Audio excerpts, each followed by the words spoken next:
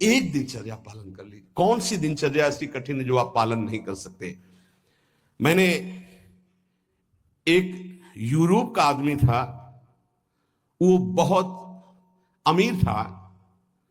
वो मरते समय घर वालों को कहा कि मैं एक वसीयत लिखा है, वो मुझे पढ़ने को मिली उस दिन। पूज्य नारायण स्वामी जी कह रहे हैं उसमें कोई रुपया पैसा की वसीयत नहीं थी। उसने एक बहुत मोटे अक्षरों में शब्द पूरा खाली, पूरी डायरी खाली, केवल एक शब्द, और कहा मैं ये वसीयत आप लोगों को लिखकर, time is money in the world. सही शब्द है कि गलत है? वर्ड होगा, हाँ, क्योंकि ज्यादा पढ़े लिखे। Time is money in the world. दुनिया में सबसे बड़ी संपत्ति समय है। दुनिया में सबसे बड़ी संपत्ति समय है। जब से मैंने ये पढ़ा तो इस दास ने समय की सदैव कद्र की है, हर समय को सार्थक किया है। या निरर्थक करने में समय की सार्थकता समझ रहे हैं। निरर्थक सोना, निरर्थक बातें करना, बिना भजन के जो सेकंड गया व्यर्थ गया। बहुत सुंदर बात है। जिसने समय की कीमत पहचान ली वो सबसे बड़ा संपत्तिवान। Time is money in the world. संसार में समय ही सबसे बड़ी संपत्ति है। समय की सदुपयोग वृत्ति, राधा राधा राधा राधा राधा राधा राधा राधा, इसको पाबंदी में बांधिए, तुम्हारा लोक परलोक दोनों सुधर जाएगा। समय को एक, इस समय ये, इस समय ये, इस समय ये, इस समय। परसों जब इसी का सत्संग हुआ था तो ये हुआ था कि यदि आपने किसी को 5 बजे का समय दिया तो 5 मिनट पहले पहुंच जाइए। यह साधक का लक्षण होता है। अगर 3:30 बजे से वाणी पाठ होता है तो आपको यहां 3, सवा 3 बजे ही उपस्थित हो जाना चाहिए। आप सर्वांतर्यामी भगवान के द्वारा दिया हुआ दिव्य मानव देह और दिव्य सत्संग और इसको दिव्य बनाने का अवसर खो मत। नहीं, ये सोने के लिए नहीं, ये व्यर्थ के लिए नहीं, ये मुंह दिखी करने के लिए नहीं है, ये अंतः से पालन करने के लिए है। जब से मैंने ये शब्द पढ़ा था time is money in the world, तो अपने जीवन में कभी 1 मिनट भी व्यर्थ नहीं खोने दिया। 1 मिनट भी। देखो, यही लगन नींद पर विजय प्राप्त करवाती है। यही लगन कि मुझे समय बर्बाद नहीं करना, जितना अधिक से अधिक भजन। पता नहीं आज शाम हो कि ना हो, हम क्यों अपने इस दिव्य समय को नष्ट करें? पर लोग समय कटता नहीं है इसलिए टेलीविजन और कई कई प्रकार की बहिर्मुख वृत्तियों को स्वीकार करते हैं कि समय काटना है। बोले समय नहीं कटता। और सही पूछो तो भगवान से मनाया जाता है कि नींद ना आवे, कभी कभी ये रात्रि ना हो, इसके लिए कि मैं रात्रि हो गई तो 10 घंटे 8 घंटे सो रहा हूं। नहीं, रात दिन भजन, जाना है यहां से। पता नहीं आप लोगों के दिमाग में है कि नहीं है। हर समय बात है कि जाना है। कोई भी मिनट आखिरी हो सकता है। बिल्कुल चलो, जाना है। फिर किस बात के लिए उदास हो जाना, निराश हो जाना? क्योंकि ये पक्का पता मुझे जाना है। कहां जाना है?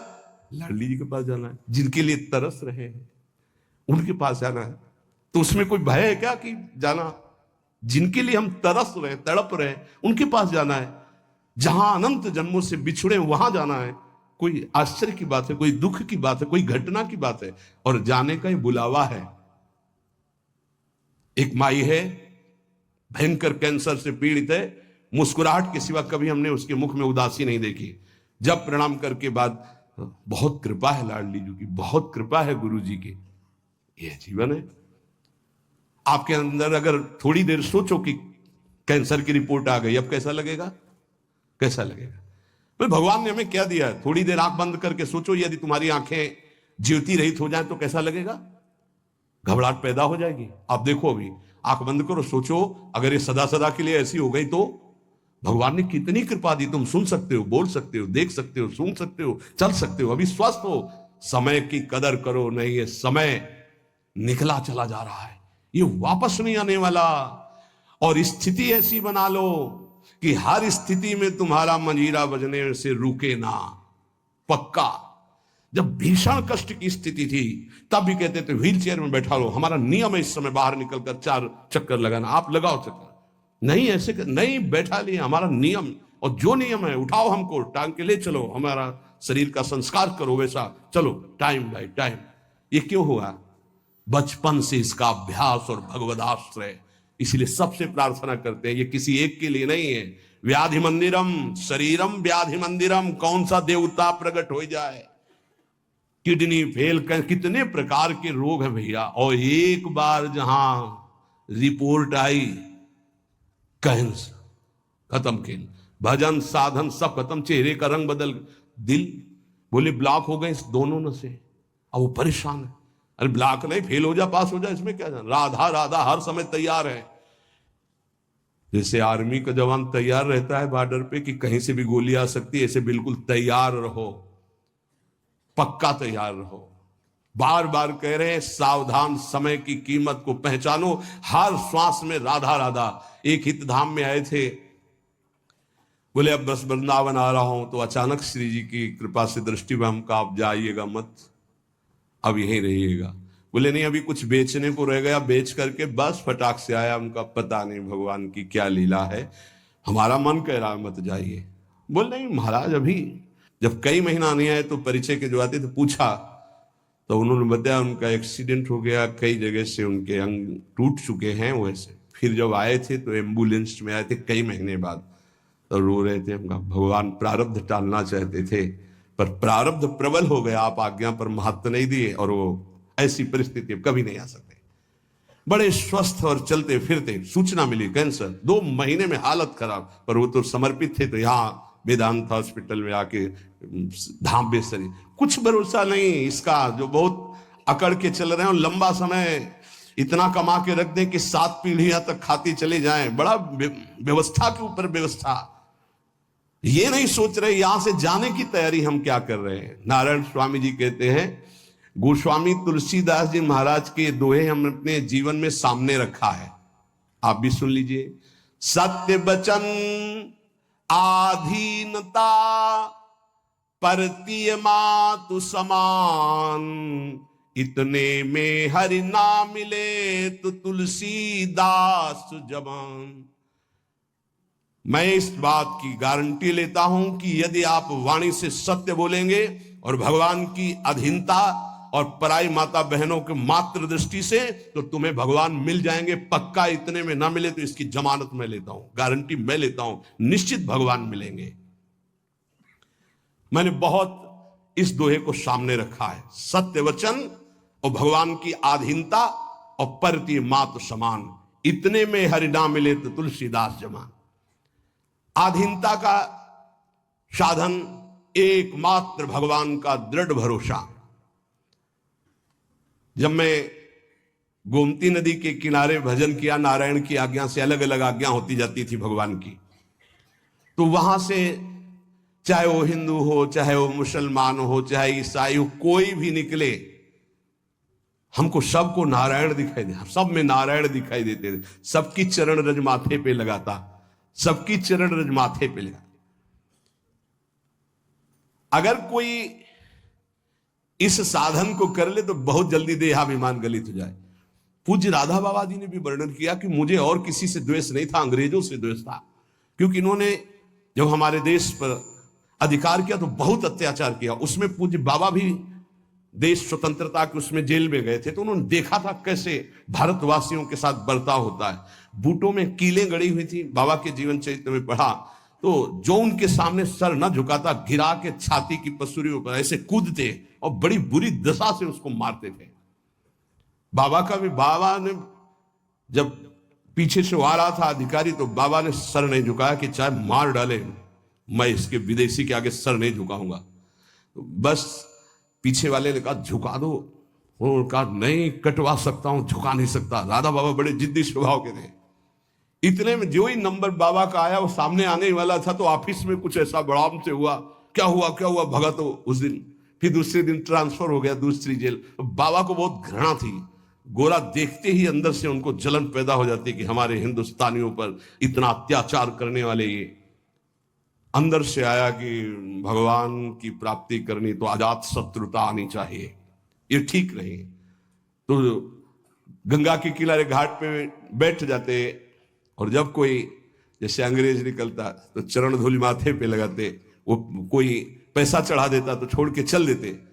तो एक दिन जब भगवान ने देखा कि अंग्रेजों के प्रति घृणा खत्म हो गई, तो एक अंग्रेज आया और बाबा की जो भद्र करवाई हुई सर थूक दिया होगा। तो उनका, गोरे ठाकुर अब ले, अब ईर्ष्या आपसे या द्वेष आपसे या घृणा नफरत नहीं हो सकती, आप ही हो। बस अंदर से वृत्ति गायब हो गई और हुआ काम हो गया, अब मुझे इसकी जरूरत नहीं। तो यहां ये कह रहे कि दास ये कहता है कि यदि सबके प्रति, देखो महापुरुषों के वचन है यहां, अगर परम पद में आरूढ़ होना है, भगवत प्राप्ति करनी है, तो सर्वान वस्तुतया निरीक्ष परम स्वाराध्य बुद्धिर्मम। बहुत कठिन बात है। नारायण नारायण।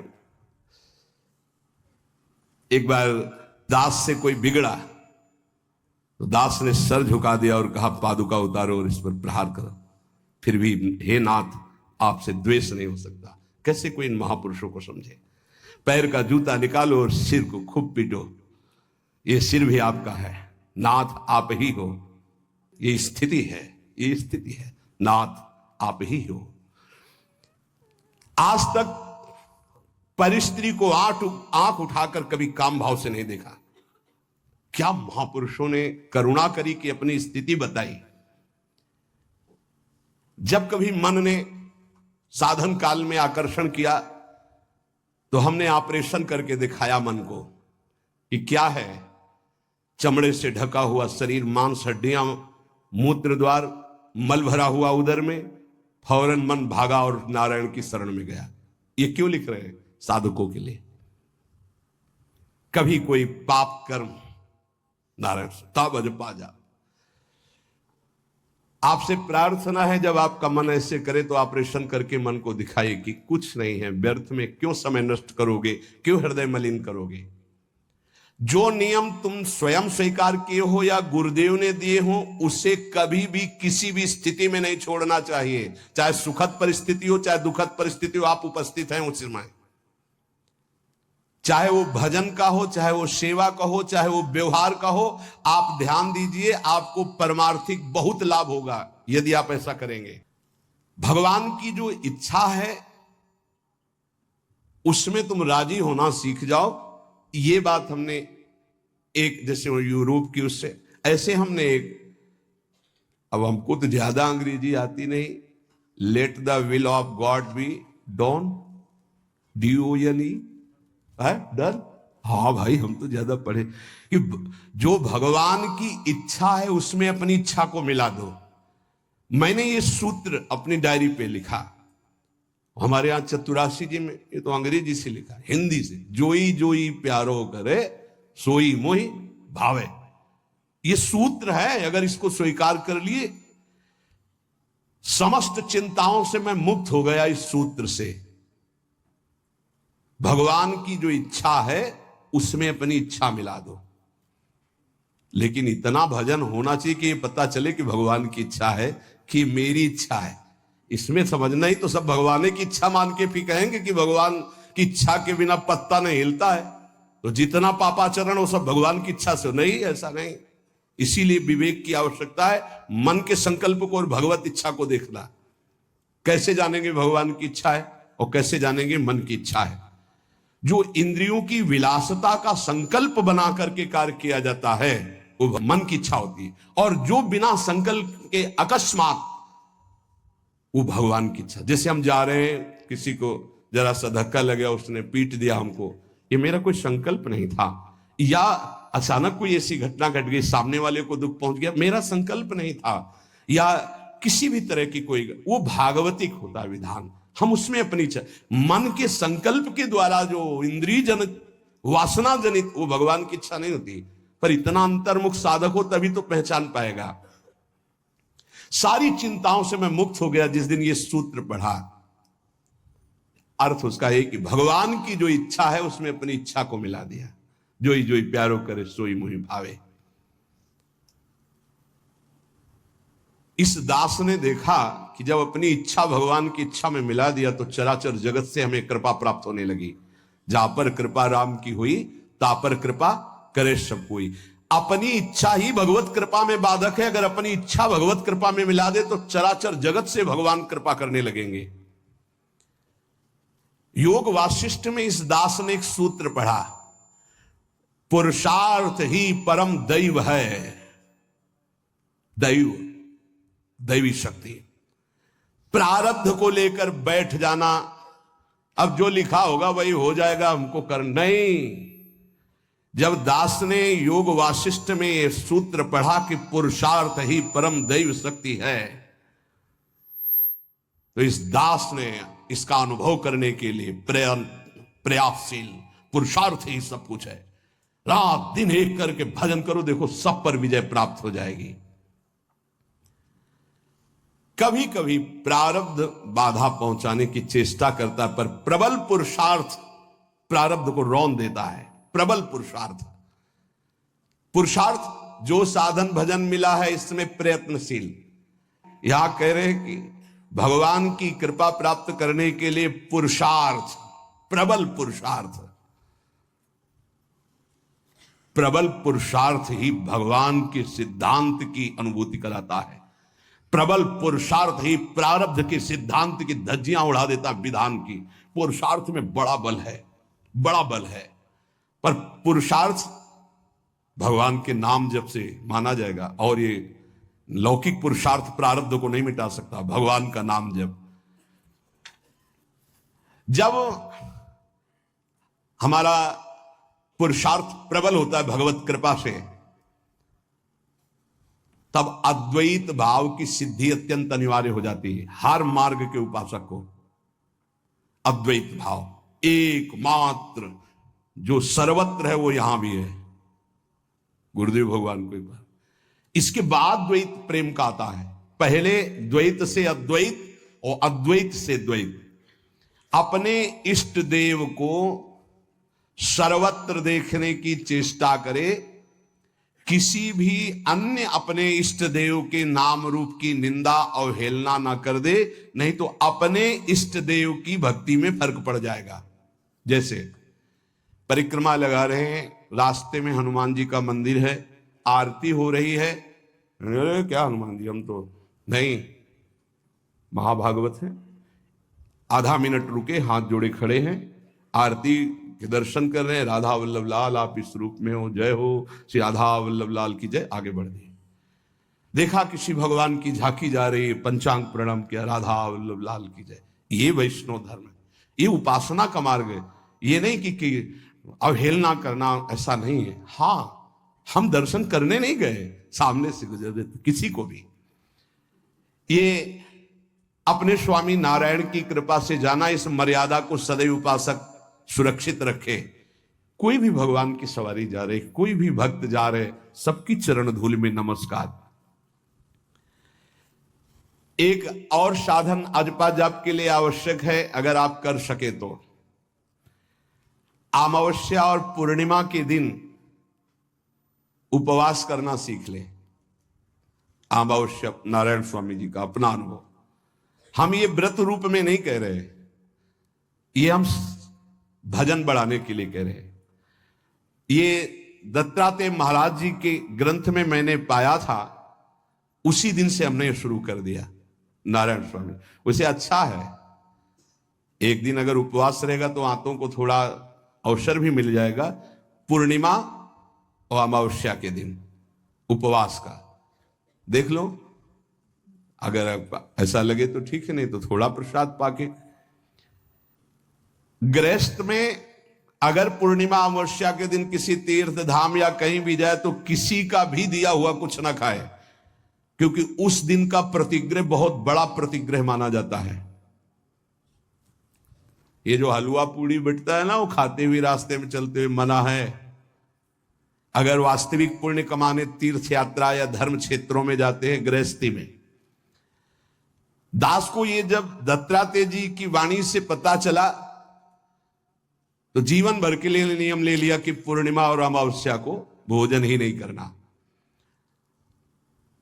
तो मुझे ये लगता है कि उपासक को भजन के लिए अनिवार्य है ऐसा करना। त्याग और संतोष ये साधु का तो धन होता है, साधक का तो धन होता है।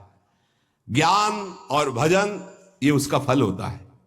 हर समय भजन और ये ज्ञान है कि सर्वत्र मेरे प्रभु।